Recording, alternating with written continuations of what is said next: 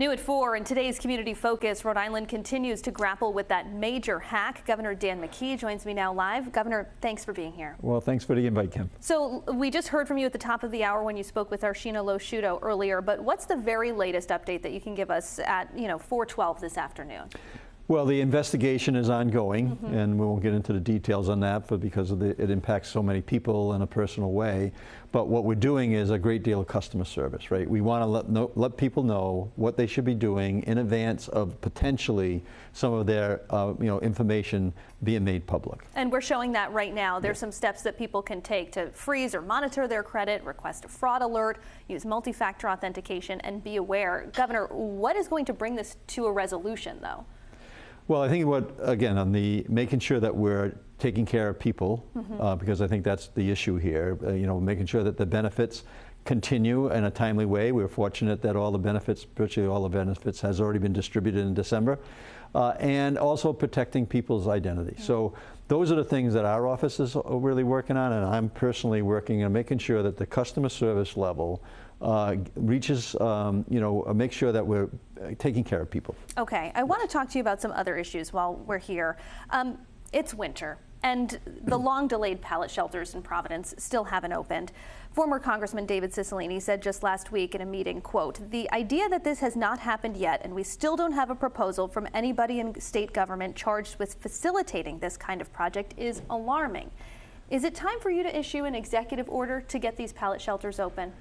Well, I think that, first of all, we're accommodating the House of Hope. They have this idea that pallet shelters would be good transitioning. We're going to try to make that work. The timing on this thing just reflects the fact that there's building protocols, building permits, there's fire codes. You can't shortcut that. So, should you have changed it, though? Should you have stepped in to try and facilitate a change in the law or a change in the code for this? No, because anybody who are housing, whether it's in your home or in a pallet shelter, the safety factor is the top priority. So should we be taking a look at, and I've always said that we should be looking at the process in terms of what we're dealing with, but in this case, you need to follow the regulations that are in place, and you're not going to circuit that and then put anybody at risk based on fire codes, the fire marshals, the building officials. That's something as a mayor I always knew that you should not be directing people to do something that is that they feel as though it would not be safe. Today in the Boston Globe and Roadmap, they reported today that it appears Hasbro is unlikely to stay in Rhode Island. The last time you were here, you said you were working to schedule another meeting with the CEO of Hasbro. Has that happened? What was that conversation like? Well, we've provided a presentation of different options, and then we're still in conversations with Hasbro. So I'm not agreeing with that the decision has been made. In fact, we've been told it hasn't been made yet. So we're in discussions. As long as we're doing that, we feel as though we have a good possibility of keeping Hasbro here and the jobs here, and we're doing everything we can to make sure that the leadership at Hasbro know this is the place that they should be, and bringing universities in the discussion, right? Bringing CEOs, peers of the current CEO, Chris Cox, and that conversation is continuing, Kim. When's the next time you plan to meet with him? Well, I think that will be hopefully right after the holidays. Okay. Yes. There have been some reported drone sightings up and down the East Coast. What are you hearing locally, and are you concerned? Well, you're always concerned when people are concerned, and this is something that certainly is concerning people up the East Coast. So our state police is doing investigations. They're in direct contact with the local police stations. If you happen to see a drone that you're concerned about, my advice would be to call your local police. They will in turn contact state police, and then we will pursue it. If it reaches a level of high security issues, then we'll notify the Fusion Center in Providence to kind of follow through on that. We've been in touch with the state police, and as of Monday, they told us they haven't gotten any reports of mysterious drone sightings. So is that your understanding as well? Yes. Okay, so status quo, no strange drones over Rhode Island.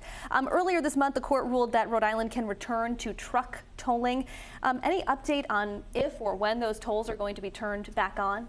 Well, we're still reviewing the case, and I haven't had an opportunity to meet with the Senate President and the Speaker on it, but when the session opens up, we'll get together and discuss that issue, and and we'll see where it leads us. All right, looking ahead to the new year, your top priority for 2025. Well, the top priority is, you know, a carryover from last year, which is making sure that the Washington Bridge is moving ahead. We're pleased that we have 2 contractors that actually have national reputations to do the work. Clearly, at the moment, this issue about the cybersecurity breach is high on the list.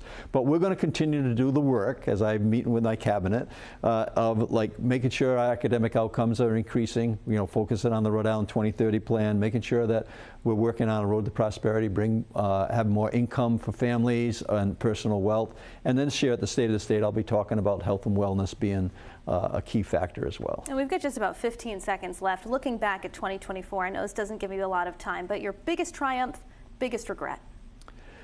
Yeah, so I mean, I think that I would have liked to have known more about the bridge when it was closed and the short notice we had. But I think we've worked our way to a point where we can see the light at the end of the tunnel there. So I think it's a combination of those two, right? That we were able to get it back on track, and yet there was a slow start that we know caused a lot of frustration for people. All right, Governor Dan McKee, thanks so much for being here. Yeah.